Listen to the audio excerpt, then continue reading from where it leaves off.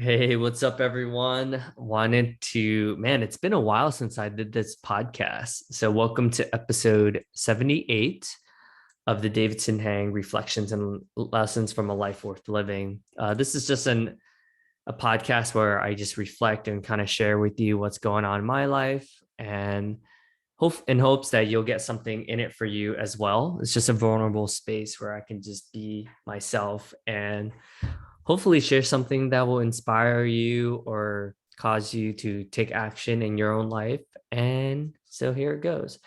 So today I will be speaking about, I'm writing a book with Pan, Santa, and Jackie Shao. Um, it's called, it's ENFP. It's an ENFP book called How to Have Fun in a Serious World. So it's a book for folks who have the Myers-Briggs type assessment called ENFP. So the E stands for extrovert, N stands for intuition, F stands for feelings, and P stands for perception.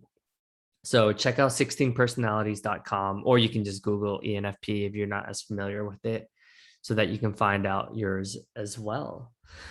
And I think finding out about it is extremely beneficial because it helps us figure out how to manage our strengths and weaknesses in a way that empowers us. So here it goes. So I will, oh yeah, I can share my screen. We'll try this. See how it works. Oh, here you go.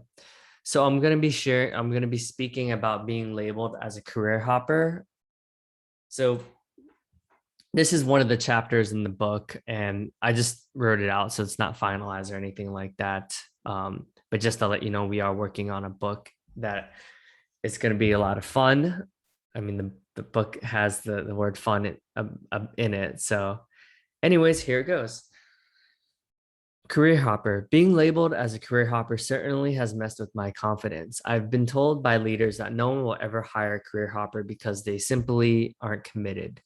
I remember being told that and was left feeling so hopeless.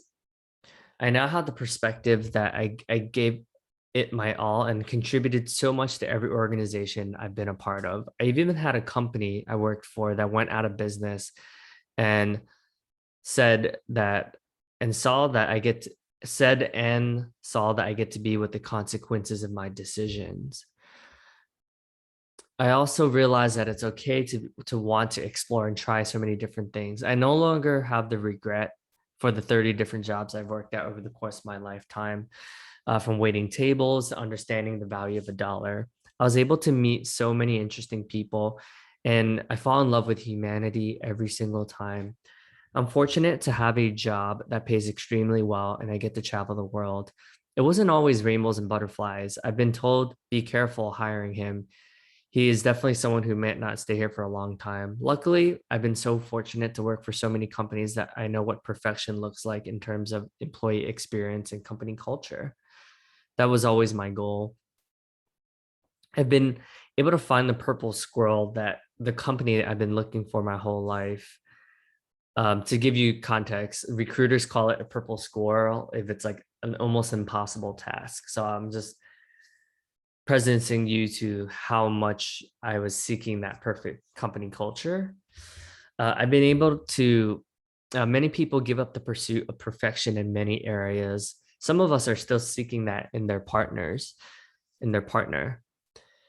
CoachHub gives me the autonomy and ability to coach and be able to have impact in the world. Finding your North Star can be challenging with all of the noise and responsibilities that come with living in Western society. There's a pressure to fit in, to make money, to buy nice things, live in a pretty house, and drive cool cars. It's hard to believe that life now, where I get to impact so many people every day, if I'm truly present, I can pinch myself every day because I get to wake up to a beautiful wife, live in what I perceive to be a mansion in a new construction home where I never thought was possible at my age. I remember feeling so hopeless and that I was so behind when I was making 28,000 a year, graduated with bachelor's, and when I interviewed at 100 different jobs, going through what I called a quarter life crisis. In my 20s, I felt like I was not a good salesperson. I was always good at meeting people and making friends. And in my career, But I was never too motivated. I dated someone who once asked me what I wanted to make my 30s, 40s, and 50s. I remember thinking that 100K was a pretty decent salary. Um, I feel extremely blessed to have had so many opportunities where people took a chance on me despite not having the most stable background and job history, giving myself a lot more credit. And now I give myself a lot more credit than I did in the past, where I could say that I was pretty hard on myself. And I can honestly say that I poured my heart and soul into all of my jobs. I've always given effort and I always wore my heart on my sleeve, and I still do to this day. Being an ENFP, I realize that when choosing a job and career, make sure it's social and does not require doing the same repetitive tasks over and over again. I get to go to cool conferences where I get to learn something new every time. I get to travel and experience different cultures, be at different airports, and meet generally just good people who are trying to make a difference in their company, do training and development. If you were to tell me 10 years ago that I would be working with learning and development professionals like company trainers, people who are responsible for leadership training and professional development for employees across their organizations, I would have told you that you're crazy. I honestly didn't have much confidence in myself, and there was no proven track record of anything other than being extremely social and being a part of many different groups and organizations. So I wanted to share with you a teaser for this book coming up. So yeah, stay tuned, and I hope you enjoyed this. If any of this resonated with you, please reach out. I always love hearing feedback. And I want to leave you with this. Think about what we label ourselves or what society labels us, and think, is it empowering? Is it helpful to think this way, right? I think labeling myself as a job hopper, because so many people did, was just not very empowering. If I label it now, if I call myself, hey, I'm someone who is just passionate and I love meeting people, I love learning something new, and I love rising up to the challenge, to a different challenge. It's such a more empowering way to look at things. So for all you job hoppers, or what people label you as a job hopper, this episode's for you.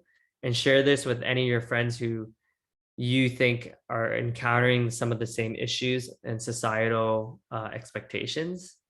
And cheers. Hope you enjoyed this podcast. Check out other podcasts. Please subscribe to us on iTunes, Spotify, and yeah, love you guys. Cheers.